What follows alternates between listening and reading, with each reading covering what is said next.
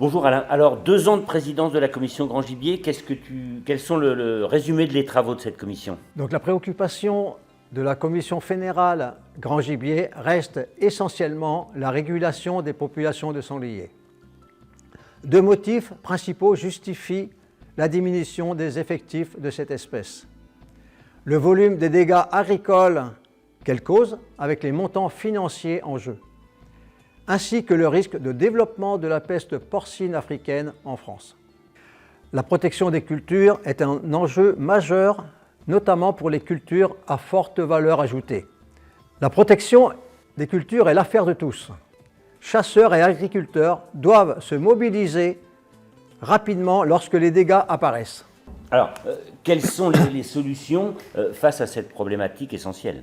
Réactiver le plan de gestion sanglier afin que les contributions financières territoriales soient appelées sur toutes les surfaces boisées là où la chasse du sanglier est pratiquée. Inciter la chasse du sanglier l'été à l'approche ou à l'affût en fournissant des bracelets de remplacement gratuits. Alors Benoît, comment ça va s'appliquer sur le terrain tout ça? Donc l'objectif va être pour le chasseur d'abord d'avoir son bracelet sur soi, son autorisation. Il va pouvoir aller sur le terrain, chasser, prélever son animal. Et à partir du moment où il va avoir déclaré son sanglier prélevé à la fédération, entre le 1er juin et 14 août, eh bien, il va pouvoir bénéficier d'un bracelet de remplacement gratuit. Et ce chasseur, s'il retourne sur le terrain et qu'il refait un prélèvement, eh bien, on lui redonnera encore un autre bracelet gratuit, et ce jusqu'au 14 août. L'objectif étant d'inciter nos chasseurs à aller sur le terrain, à pratiquer cette chasse à l'approche et à l'affût, surtout sur les cultures qui peuvent être sensibles, et donc faire des prélèvements et limiter par là même les dégâts. D'accord, oui. C'est quelque chose qui n'était pas encore dans la pratique synégétique de nos chasseurs, et qui a un peu d'inertie à se mettre en place en fait. Tout à fait. En fait, on a énormément de demandes de tir à l'approche ou à l'affût du sanglier, mais vraiment très peu de prélèvements qui étaient déclarés jusqu'à maintenant. Beaucoup de demandes étaient faites sous couvert de pouvoir aller tirer le renard. L'objectif de mettre ce type de bracelet, ce dispositif, ça va être aussi de permettre peut-être à des jeunes de pouvoir pratiquer plus facilement ce mode de chasse. Et il y a une petite nouveauté là à titre expérimental, si j'ai bien compris. Tout à fait. À titre expérimental et sur 3 ans, une unité de gestion sanglier a été divisée en 2 parties, afin de responsabiliser les chasseurs qui concentrent trop de sangliers, en leur impliquant une contribution territoriale qui correspond aux dégâts de leur secteur. La Commission propose également que toutes les unités de gestion sanglier soient traitées de la même façon, y compris celles de moins de 500 hectares boisés. Bien pour le sanglier. Alors Benoît, un mot sur le chevreuil? Oui, avec 4800 chevreuils prélevés pour la saison 2022-2023, on est sur un prélèvement qui est toujours à l'équilibre depuis de nombreuses années. Cette année, la saison en cours, on devrait même border les 5000 chevreuils. Donc on a quand même des prélèvements qui sont stables d'une année sur l'autre.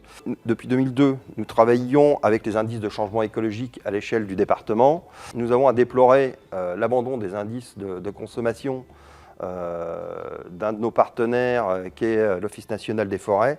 Et donc ça va nous contraindre à revoir notre méthode de suivi de ces populations de chevreuils.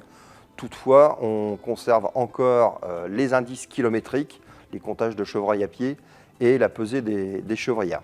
Et puis, une nouvelle méthode est en cours de suivi sur le département, c'est ce qu'on appelle la méthode Brossier-Palu.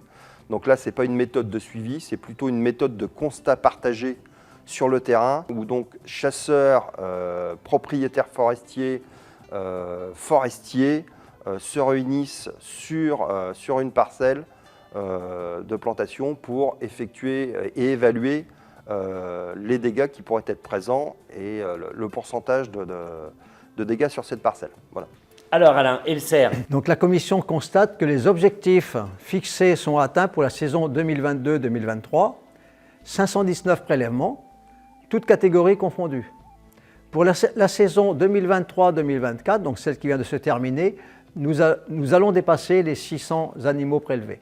Nous continuons notre réflexion pour améliorer les modalités d'attribution afin de permettre les prélèvements là où les animaux sont présents et maintenir les équilibres sylvo-cynégétiques. Une réflexion est en cours sur les causes des déplacements des hardes en hiver. Le changement de comportement de ces hardes a tendance localement à s'intensifier ces dernières années. Et alors Alain, en Bretonne, ça y est, le retour du cerf? Pour bientôt, oui. La réintroduction du cerf en forêt bretonne est un enjeu fort pour notre commission. Une étude d'impact menée sur le massif, conjointement avec l'Office national des forêts et les services scientifiques d'IRSTEA, nous ont apporté des éléments de réflexion sur les équilibres sylvo-cynégétiques. Nous remercions le parc naturel régional des Boucles de la Seine normande qui est partenaire sur ce projet.